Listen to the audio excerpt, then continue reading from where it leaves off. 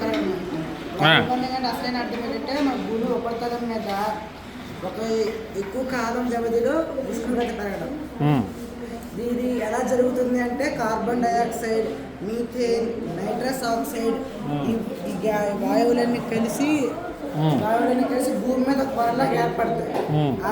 ఆ పొర ఏమో సూర్యుడి నుండి వచ్చే వెలుతురిని అడ్డుకుంటుంది, అంటే వేడిని. ఆ వేడి అడ్డుకోవడం వల్లేమో భూమి యొక్క ఉష్ణోగ్రత పెరగడం వల్లేమో భూమి వేడెక్కుతుంది. దీన్ని గ్రీన్ హౌస్ ఎఫెక్ట్ అని అంటారు.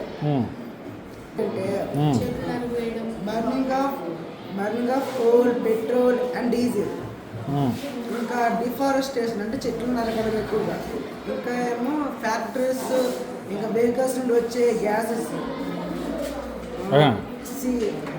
Effects of global warming on see.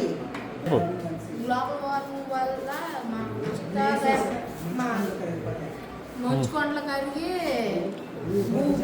భూగర్భజలం మొత్తం కరిగిపోయి భూమి మొత్తం నీళ్ళకి వచ్చేసారు. సార్, ఈ గ్లోబల్ వార్మింగ్ వల్ల వచ్చే డిజడ్వాంటేజెస్ కానీ చెప్పారు కాబట్టి మనం నియంత్రించడానికి డిఫారెస్టేషన్ లాంటి తగ్గించడం మరియు ఎల్పిజి సిఎన్జి అనేది కొన్ని ఇంకా మొక్కలు వచ్చే భవిష్యత్ తరాలకు కూడా బాగా ఉపయోగపడుతుంది.